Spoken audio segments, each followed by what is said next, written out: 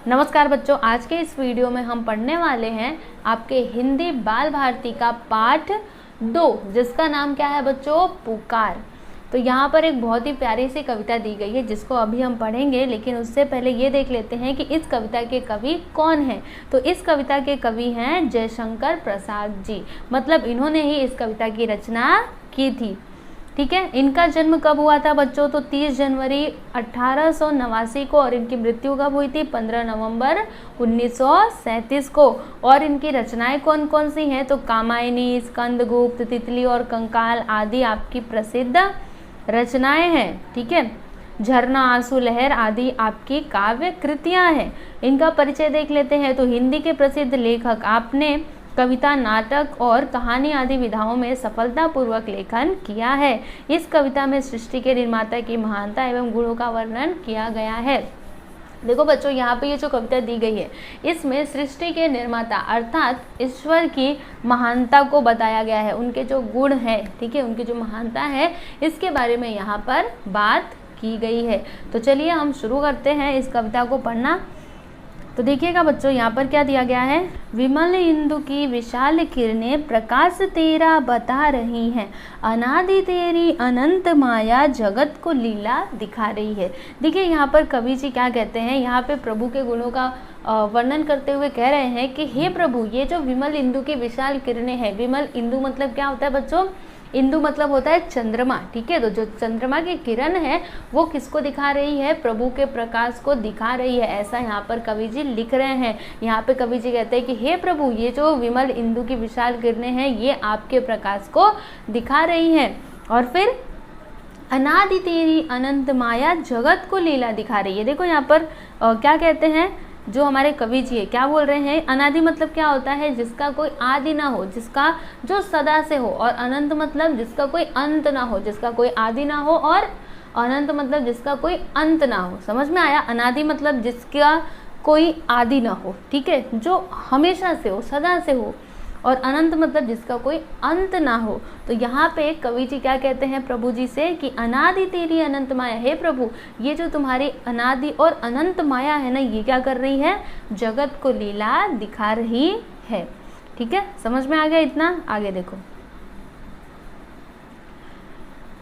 प्रसार तेरी दया का कितना, ये देखना हो तो देखे सागर, तेरी प्रशंसा का गीत प्यारे तरंग मालाएं गा रही हैं। अब बच्चों इसको ज़रा समझिएगा गहराई से। यहाँ पर कवि जी क्या कहते हैं कि प्रसार तेरी दया का कितना, हे प्रभु आपकी दया का प्रसार कितना है, जिसको देखना है वो किसको देखे। अगर आपकी दया का किसी को प्रसार देखना है, प्रसार मतलब क्या होता है? फैलाना। ठीक है, आपका मतलब आपकी जो दया है ये इतनी फैली हुई है, अगर किसी को समझना है तो वो क्या करे? सागर को देखे। किसको देखे? सागर को। जैसे सागर होता है, समुद्र होता है, वो कितना फैला हुआ होता है। अगर आप एक किनारे पे हो और सागर मतलब जो समुद्र है उसको देख रहे हो तो उसका आपको ना मतलब उसका जो अंत है ना वो आपको दिखाई नहीं देगा, आप नहीं समझ पाओगे। आपको ऐसा लगेगा कि ये पूरा, इससे आगे तो पूरा समुद्र ही समुद्र है, पूरा पानी पानी आपको दिखाई देगा। ठीक है, तो इसी तरह से यहाँ पर कवि जी क्या कहते हैं कि हे प्रभु, जिसे आपकी दया का सागर देखना हो, ठीक है, जिसे आपकी दया का प्रसार देखना हो वो क्या करे? अगर उसको देखना है आपकी दया का प्रसार तो वो देखे सागर को। तेरी प्रशंसा का गीत प्यारे तरंग मालाएं गा रही हैं। अब इसको समझना, यहाँ पे कवि जी कहते हैं कि हे प्रभु आपकी ये जो प्रशंसा है, ठीक है, उसके गीत कौन गा रहे हैं? तरंग मालाएं गा रही हैं। तरंग मालाएं मतलब क्या? जैसे जो सागर होता है उसमें जो तरंगे उठती है ना वो, ठीक है, जो तरंगे उठती हैं वो क्या कर रही हैं? आपकी प्रशंसा के गीत को गा रही हैं। ठीक है, आगे देखो।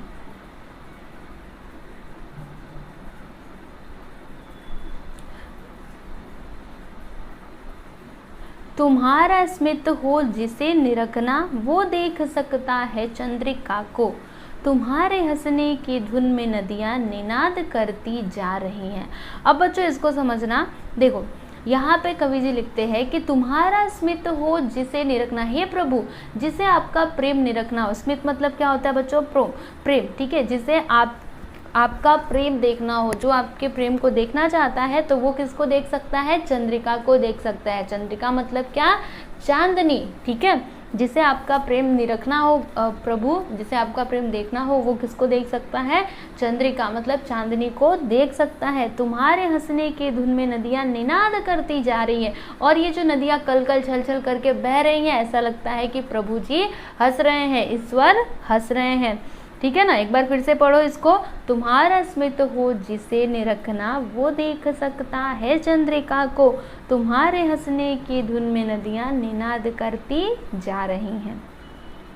आगे चलते हैं, ये देखो, जो तेरी होवे दया दया निधि तो पूर्ण होता ही है मनोरथ, सभी ये कहते पुकार करके यही तो आशा दिला रही है। अब देखो यहाँ पर कवि जी क्या कहते हैं कि जो तेरी होवे दया दया निधि, यहाँ पे देखो फिर से वो भगवान से कहते हैं कि हे प्रभु अगर आपकी दया होवे, दया निधि मतलब कौन? भगवान। ठीक है, भगवान कौन है? दयानिधि है। ठीक है, तो क्या कहते हैं कि हे प्रभु अगर आपकी दया होवे तो पूर्ण होता ही है मनोरथ, मतलब अगर आप दया कर दो तो हमारे अंदर हमारा जो भी मनोरथ है वो क्या होता है? पूर्ण हो जाएगा। मतलब अगर आप दया करते हो तो हमारे मनोरथ पूर्ण हो जाते हैं। सभी ये कहते पुकार करके यही तो आशा दिला रही है, और ये कौन कहते हैं? ये सभी पुकार करके कहते हैं। समझ में आया आपको? देखो अगर आपकी दया हो जाए तो हमारे जो भी मनोरथ है पूर्ण हो सकते हैं, और सभी लोग यही कहते हैं। ठीक है, और इसी से हमको क्या मिलती है बच्चों? आशा मिलती है।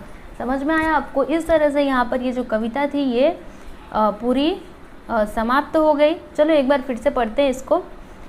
देखो क्या लिखा है, विमल इंदु की विशाल किरणें प्रकाश तेरा बता रही है, अनादि तेरी अनंत माया जगत को लीला दिखा रही है, प्रसार तेरी दया का कितना ये देखना हो तो देखे सागर, तेरी प्रशंसा का गीत प्यारे तरंग मालाएं गा रही हैं, तुम्हारा स्मित हो जिसे निरखना वो देख सकता है चंद्रिका को, तुम्हारे हंसने की धुन में नदियाँ निनाद करती जा रही हैं। फिर जो तेरी होवे दया दया निधि तो पूर्ण होता ही है मनोरथ, सभी ये कहते पुकार करके यही तो आशा दिला रही है। ठीक है बच्चों, तो है थी ना ये प्यारी सी कविता, है ना? आप लोग को समझ में आई होगी। तो अब आपको एक काम करना है, इसे ना एक राग में गाना है। ठीक है, राग में गाइएगा, बहुत ही अच्छी लगेगी आपको। आप गा सकते हो अपने कक्षा में गा करके, अपने जो आपके टीचर रहेंगे उनको सुना सकते हो। ठीक है ना? इस तरह से यहाँ पर ये कविता पूर्ण हुई। ठीक है।